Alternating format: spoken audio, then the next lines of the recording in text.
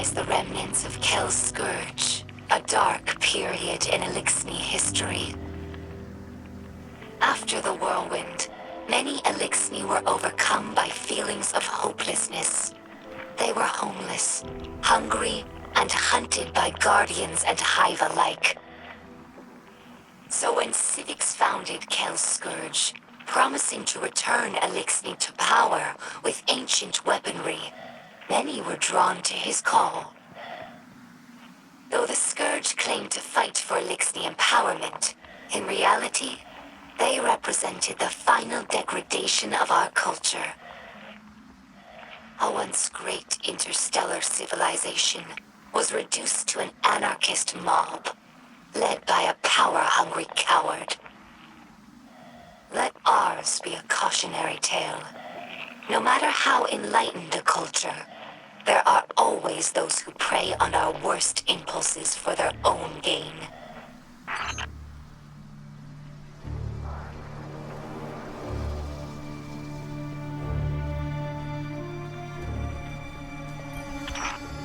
Many Ellksni spend their whole lives on ships. They become more than a home. They're like a member of the family. Misraaks found me in the vent of a wrecked ship, you know. We joke that my father is a Splicer and my mother is a catch. After the fall of our homeworld Reese, Ellksni scattered across the stars. Having lost our grounding, catches evolved from modes of transportation into permanent homes. Even after Ellksni began to resettle in places like the reef, we never lost our reverence for the machines that kept us alive. Now, after so much wandering, it's hard to believe that there's real ground beneath us and a real sky above. Some Ellksni tell hatchlings that these wards keep guardians from attacking us in our sleep. We know this is not true, of course, but it helps hatchlings to rest peacefully. Soon enough, they must learn that the guardians cannot be stopped by such things, that they cannot be stopped at all, even by death. After that, the ward changes meanings.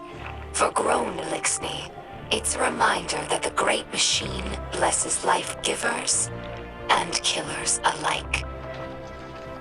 But now that we have seen the guardians among their own people, taking orders and making awkward small talk, I don't think this tradition will continue in the House of Light.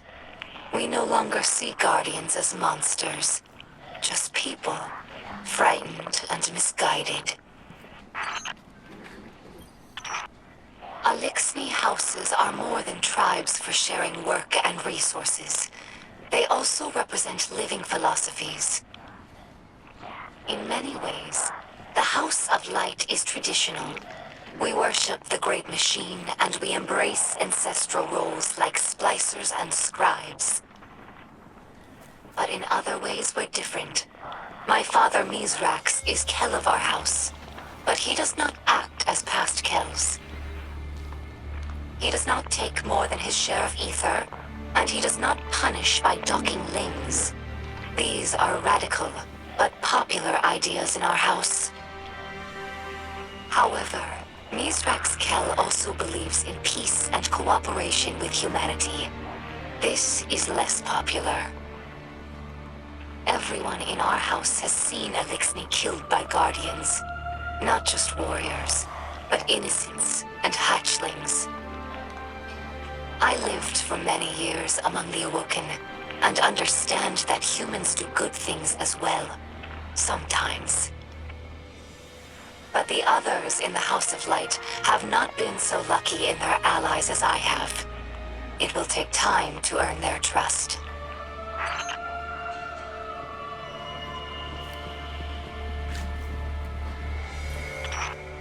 Humans think of ether as food for Ellksni, a form of sustenance.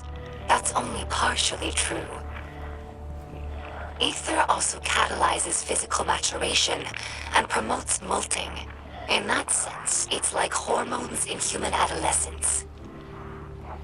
In a world of unlimited ether, like Rees before the whirlwind, all Ellksni look like captains. That's our final form. Most Ellksni you see now are underdeveloped. They're forever stunted by ether rationing, which began as a necessity and gradually evolved into a mechanism of social control. Now, ruthless leaders like Spider use the distribution of ether to keep their followers dependent. If Ellksni are ever to live in peace, we must make ether available to all, regardless of rank.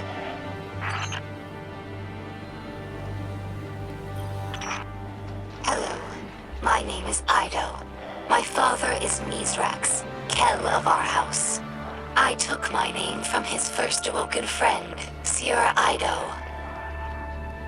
As scribe for the House of Light, it's my job to preserve our house's history, so that hatchlings may one day learn our stories. Misraaks Kell requested that I leave some records for the humans of the last city, so they might learn about Ellksni culture in their own time. As he says, inside a ketch, everyone breathes the same air. Though I have doubts that the humans will care to hear our stories, the snipers who look down on us do not seem like the curious types. But the Great Machine has chosen them, so I must give them the benefit of my faith. Hopefully this effort does not go wasted.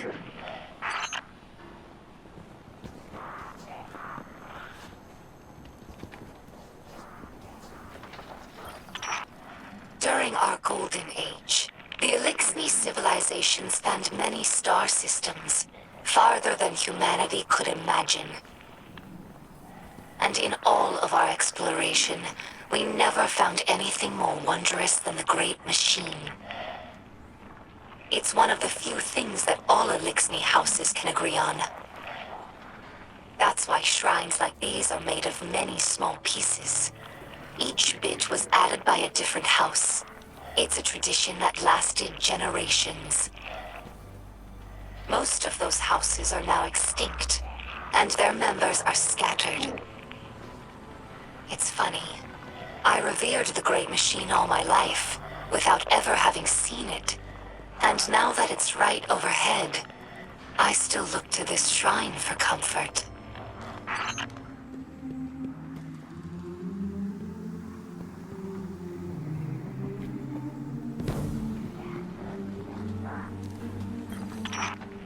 This Shank has been with us for many years. She's temperamental, but loyal. She's in need of constant repair, but we're used to it. Our house has fixed every part of her, from sensors to exhaust. So when I look at her, I don't see an object. I see the members of my house. I see myself. To us, machines are vessels, not just tools. This is why scrapworking is so important to Ellksni culture. It's a way of sharing our spirit with the world, even when we have nothing. I'm sure that Guardians feel the same way about their tower. It's more than a hollow form, more than the rubble it was built from.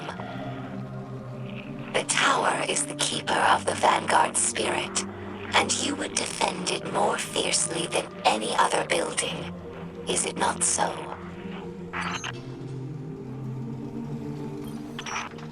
I discovered this shell among Spider's supplies. Many Ellksni fear Guardians, but delight at your ghosts.